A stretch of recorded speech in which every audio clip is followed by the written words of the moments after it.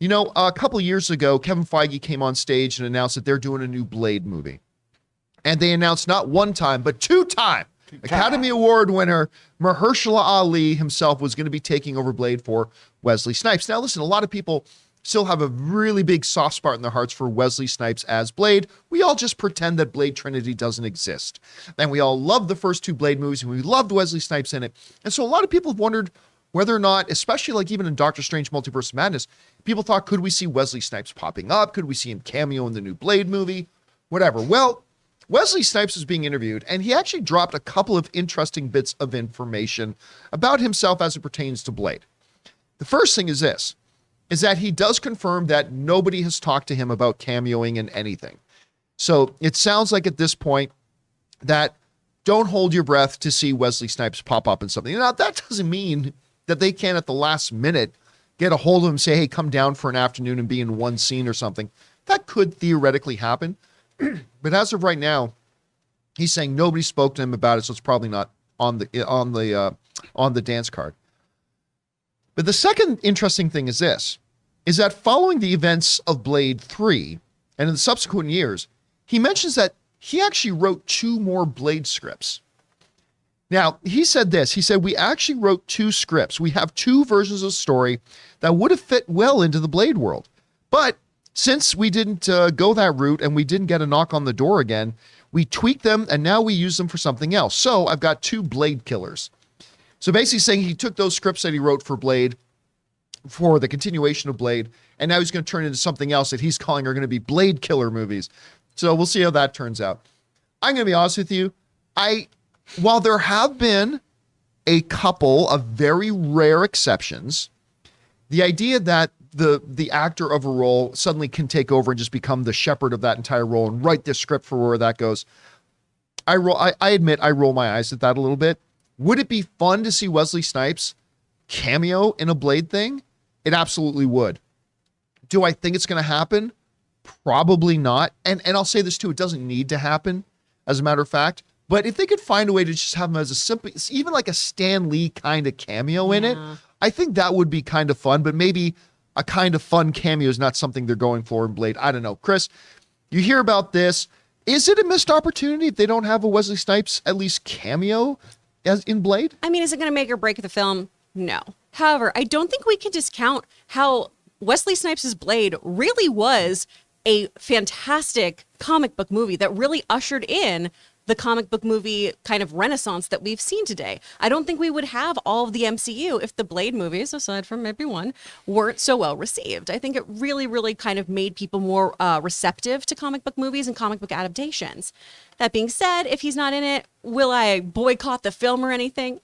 No. But I think it'd be a very nice homage to have him in there.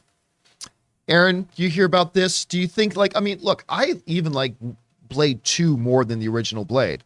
Like, I don't think Blade was the one that ushered in the Renaissance. I think that was X-Men 1. That's fair. But those Blade movies are very, very special. Again, we're pretending the third one doesn't exist. Hannibal King! Excuse me. No. Oh, No. We are not going to pretend that the third one doesn't exist. Ryan Reynolds. I know. And all of that beauty on the ground, on the knees, hands behind his back, total transformation from what was the American Lampoon, like all of a sudden, and we get this deliciousness, and he becomes all of a sudden like the superhero that he is today. Don't forget about Two Guys, a Girl, and a Pizza Shop. That's what I'm saying. No, I'm sorry. I am always going to appreciate Blade 3 for oh my God, there it is right there. Not only in Ryan Reynolds' insane and beautiful physique, but in Jessica Biel. Like, look at that hourglass. She looked awesome in that movie. She looked incredible. And she had a lightsaber. Yeah, I mean, they were badasses. And, okay, my opinion about this, sure, for posterity, for nostalgia. I mean, the reports of how he was on set in Blade 3 were just so delightful. I can't imagine why anyone wouldn't want to have him hanging around on set. I mean, he just sounds like a joy to work with. Just ask Halle Berry. I am not a huge fan. It's hard sometimes to separate the actor from the person when there's so many things that you are reported about the person that are just so unsavory. I really would love to see this be Mahershala Ali's story and let it be his story. It's always interesting to me when an actor goes, hey, I starred in this thing and it's the thing that I'm mostly known for. And so I'm just going to keep wanting to do that thing over and over and over again. So I wrote all my own scripts. And hey, good for him for writing. I think it's wonderful for any creative person to exercise their creativity in other ways. But I would really like for this to be the Mahershala Ali version of Blade. I don't need a throwback. I want this to be his thing for him only. And I personally don't think that a Wesley Snipes cameo adds anything. In fact, I personally believe that it's a bit distracting to the new story that's being told in this new iteration, whatever that may be. If there were a way to creatively, have it in there and it made sense, maybe. But I mean, we don't see any of the original Mission Impossible cast in the Mission Impossible franchise. I mean, the Mission Impossible television series from 1988. So I don't necessarily think that you owe anybody that. No, I don't think so either. Although I have always thought that it would have been neat if they had made Wesley Snipes Whistler. Oh, there would have been something kind of poetic about that. Like there's almost like a passing of the baton. I don't think Wesley Snipes would have ever gone for that. And if Delroy Lindo is indeed Whistler, and we don't know that he is, he could be a completely different character. But if Delroy Lindo is Whistler, I'm all down for that too. But we'll have to see. Anyway, guys, question is for you. Yes, right. There's a note too. Like it looks like Blade is going to be the last movie of Phase 4 from the listing here. So that'll be interesting to see because with the news yesterday of Kevin Feige saying that the plans will all be clear after this phase, then well, remember, Kevin Feige said it's all going to become more clear in the next couple of months. Oh, okay.